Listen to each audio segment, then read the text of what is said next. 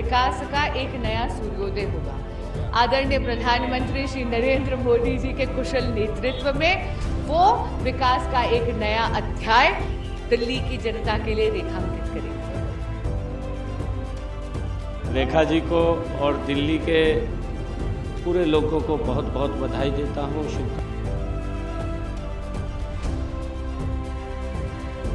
पूर्ण विश्वास है कि वो दिल्ली को भी आगे बढ़ाएंगे और हम बहनों को भी आगे बढ़ाएंगे।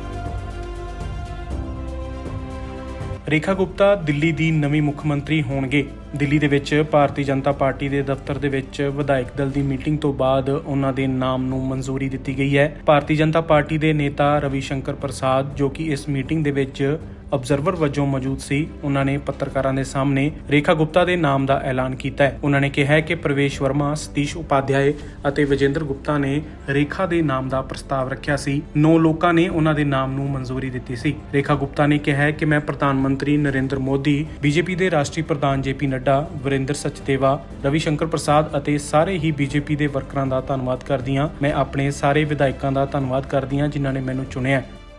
बड़ी जिम्मेदारी मुझे सौंपी गई है और मैं एक बार फिर से बहुत बहुत धन्यवाद करती हूँ आदरणीय प्रधानमंत्री नरेंद्र मोदी जी का, भारतीय जनता पार्टी के शीर्ष नेतृत्व का, अपने राष्ट्रीय अध्यक्ष नड्डा जी का, आदरणीय अमित शाह जी का, जिन्होंने मुझ जैसी साधारण परिवार की बेटी पे इतना भरोसा जताया और दिल्ली जो देश की राजधानी है उसकी जिम्मेदारी मुझे सौंपी। निश्चित रूप में मैं अपनी पूरी क्षमताओं के साथ, पूरी ताकत के साथ, ईमानदारी के साथ में उस जिम्मेदारी को निभाऊंगा। ਰੇਖਾ ਗੁਪਤਾ ਦਿੱਲੀ ਦੀ ਚੌਥੀ ਮਹਿਲਾ ਮੁੱਖ ਮੰਤਰੀ ਹੋਵੇਗੀ। ਉਹਨਾਂ ਤੋਂ ਪਹਿਲਾਂ ਸੁਸ਼ਮਾ ਸਵਰਾਜ, ਸ਼ੀਲਾ ਦੀਕਸ਼ਿਤ ਅਤੇ ਆਤਿਸ਼ੀ ਇਸ ਅਹੁਦੇ ਤੇ ਰਹਿ ਚੁੱਕੇ ਨੇ। ਹਾਲ ਹੀ ਦੇ ਵਿੱਚ ਹੋਈਆਂ ਵਿਧਾਨ ਸਭਾ ਚੋਣਾਂ ਦੇ ਵਿੱਚ ਉਹਨਾਂ ਨੇ ਸ਼ਾਲੀਮਾਰ ਬਾਗ ਸੀਟ ਤੋਂ ਆਮ ਆਦਮੀ ਪਾਰਟੀ ਦੀ ਬੰਦਨਾ ਕੁਮਾਰੀ ਨੂੰ ਕਰੀਬ 30,000 ਵੋਟਾਂ ਦੇ ਫਰਕ ਨਾਲ ਹਰਾਇਆ। ਰੇਖਾ ਗੁਪਤਾ ਇਹ ਸੀਟ 2020 ਦੇ ਵਿੱਚ ਥੋੜੇ ਹੀ ਫਰਕ ਦੇ ਨਾਲ ਹਾਰ ਗਏ ਸੀ। ਰੇਖਾ ਗੁਪਤਾ ਦਿੱਲੀ ਨਗਰ ਨਿਗਮ ਦੀ ਕੌਂਸਲਰ ਅਤੇ ਦਿੱਲੀ ਯੂਨੀਵਰਸਿਟੀ ਦੀ ਸਟੂਡੈਂਟ ਯੂਨੀਅਨ ਦੀ ਪ੍ਰਧਾਨ ਵੀ ਰਹਿ ਚੁੱਕੀ ਹੈ। ਦਿੱਲੀ ਚੋਣਾਂ ਦੇ ਵਿੱਚ ਜਿੱਤ ਤੋਂ ਬਾਅਦ ਮੁੱਖ ਮੰਤਰੀ ਅਹੁਦੇ ਦੇ ਲਈ ਜਿਨ੍ਹਾਂ ਨਾਮਾਂ ਦੀ ਚਰਚਾ ਹੋ ਰਹੀ ਸੀ ਉਹਨਾਂ ਦੇ ਵਿੱਚ ਰੇਖਾ ਗੁਪਤਾ ਦਾ ਨਾਮ ਵੀ ਪ੍ਰਮੁੱਖ ਸੀ। ਉਸਨੇ ਆਪਣਾ ਸਿਆਸੀ ਕਰੀਅਰ ਦਿੱਲੀ ਯੂਨੀਵਰਸਿਟੀ ਤੋਂ ਅਖਿਲ ਭਾਰਤੀ ਵਿਦਿਆਰਥੀ ਪਰਿਸ਼ਦ ਦੇ ਨਾਲ ਸ਼ੁਰੂ ਕੀਤਾ। 1996 ਦੇ ਵਿੱਚ ਰੇਖਾ ਦਿੱਲੀ ਯੂਨੀਵਰਸਿਟੀ ਸਟੂਡੈਂਟ ਯੂਨੀਅਨ ਦੀ ਪ੍ਰਧਾਨ ਬਣੀ। 2007 ਦੇ ਵਿੱਚ ਉਹ ਪੀਤਮਪੁਰਾ ਦਿੱਲੀ ਦੀ ਕੌਂਸਲਰ ਬਣੀ। ਰੇਖਾ ਗੁਪਤਾ ਦਿੱਲੀ ਭਾਜਪਾ ਮਹਿਲਾ ਮੋਰਚਾ ਦੀ ਜਨਰਲ ਸਕੱਤਰ ਵੀ ਰਹਿ ਚੁੱਕੀ ਹੈ। 2004 ਤੋਂ ਲੈ ਕੇ 2006 ਤੱਕ ਉਹ ਭਾਰਤੀ ਜਨਤਾ ਪਾਰਟੀ ਦੇ ਯੁਵਾ ਮੋਰਚਾ ਦੀ ਰਾਸ਼ਟਰੀ ਸਕੱਤਰ ਵੀ ਰਹਿ ਚੁੱਕੇ ਨੇ। ਰੇਖਾ ਦਾ ਜਨਮ 1974 ਦੇ ਵਿੱਚ ਹਰਿਆਣਾ ਦੇ ਜੀਂਦ ਜ਼ਿਲ੍ਹੇ ਦੇ ਜੁਲਾਨਾ ਦੇ ਵਿੱਚ ਹੋਇਆ ਸੀ। ਬਚਪਨ ਤੋਂ ਹੀ ਉਹ RSS ਦੇ ਨਾਲ ਜੁੜ ਗਏ ਸੀ। ਰੇਖਾ ਨੇ ਦਿੱਲੀ ਯੂਨੀਵਰਸਿਟੀ ਤੋਂ BCom ਅਤੇ LLB ਕੀਤੀ ਸੀ। 1998 ਦੇ ਵਿੱਚ ਦਿੱਲੀ ਦੇ ਰਹਿਣ ਵਾਲੇ ਮਨੀਸ਼ ਗੁਪਤਾ ਦੇ ਨਾਲ ਵਿਆਹ ਕੀਤਾ।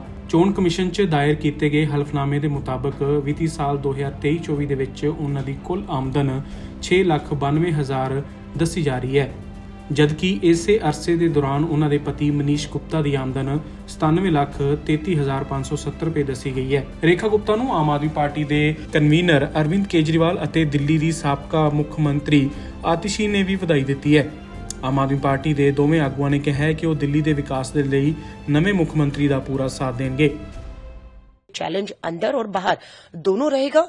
मैं महिला कांग्रेस की राष्ट्रीय अध्यक्ष हूं और दिल्ली मेरी है। मैं बार बार कहती हूं, दिल्ली में बेटियों की सुरक्षा, महिलाओं की सुरक्षा एक महिला मुख्यमंत्री की प्राथमिकताओं पर होनी चाहिए। रेखा जी मुख्यमंत्री हो गई हैं, स्वाभाविक है उन्हें पूरी सुरक्षा मिल जाएगी, लेकिन उनकी प्राथमिकताओं पर दिल्ली की हर बेटी की सुरक्षा होनी चाहिए। अगर वो उस दिशा में काम करेंगी, महिला कांग्रेस की राष्ट्रीय अध्यक्ष होने के नाते पूरा समर्थन, सहयोग हर तरीके से मिलेगा। महिला आयोग की नई अध्यक्ष भी नियुक्त करनी होगी उन्हें, और अगर कहीं लगेगा कि वो चूक रही हैं तो हम पीछा नहीं छोड़ेंगे। मुझे याद है शीला दीक्षित जी को निर्भया के मुद्दे पर महिला मुख्यमंत्री थी, घेरा गया था, पूरा बदनाम किया गया था, लेकिन आज हम बहुत आगे निकल चुके हैं। आज कोई इफ एंड बट नहीं, केंद्र में उनकी सरकार, गृह मंत्री, पुलिस, LG सब उनके हाथ में है और वो कर सकती हैं, करेंगी तो बेहतर है, क्योंकि वो कामयाब होंगी तो दिल्ली कामयाब होगी, क्योंकि मुख्यमंत्री हैं। वो फेल होंगी तो मेरी दिल्ली फेल होगी। लेकिन चुनौतियां उनको अंदर ज्यादा रहेंगी, बाहर से मुझे लगता है की तुलना में। हाँ, काम नहीं करेंगी तो शायद लगता है कि ज्यादा चुनौतियां उनके पास होंगी।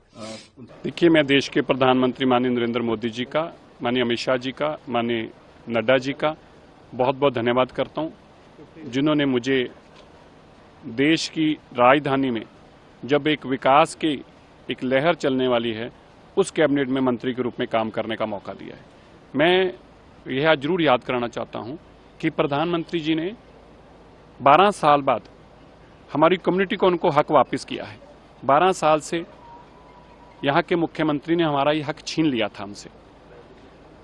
हमारे सिख मंत्री का जो औहदा था उसको खत्म करके उन्होंने दिल्ली के और देश के सिखों के साथ बेइंसाफी की थी।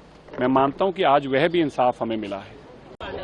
आज आप देख लीजिएगा, एक बार जब हमारी बड़ी बहन आदरणीय रेखा गुप्ता जी शपथ ले लेंगी मुख्यमंत्री पद का, तो उससे दिल्ली में विकास का एक नया सूर्योदय होगा।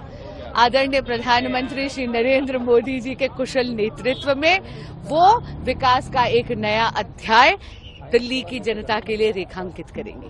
बांसुरी स्वराज जी है हमारे साथ। बांसुरी जी, आज का दिन कितना स्पेशल? बहुत ही ज्यादा महत्वपूर्ण है, बहुत स्पेशल है, और मैं दिल्ली की जनता को बहुत बधाई देती हूं कि आदरणीय बड़ी बहन रेखा गुप्ता जैसी कर्मठ, जुझारू, मेहनती और अनुभवी ऐसी नेता को, ऐसी कार्यकर्ता को मुख्यमंत्री पद का आज शपथ लेने का सौभाग्य मिल रहा है।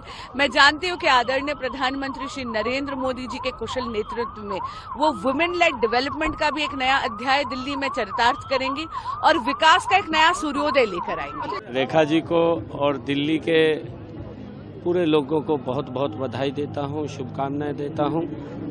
दिल्ली के लोगों ने जिस प्रकार का मैंडेट मोदी जी के नेतृत्व के अंदर, मोदी जी की नीतियों के ऊपर मोहर लगाई है, और जो एक सरकार लंबे समय से लोगों को प्रलोभन दे करके, झूठ बोल करके यहाँ पर विराजमान थी और लोगों की अपेक्षाओं को जगा करके अपनी खुशियों को जो बढ़ाने का काम कर रही थी, उसको बाहर करने का काम यहाँ के लोगों ने किया है। मैं बहुत बधाई देता हूँ।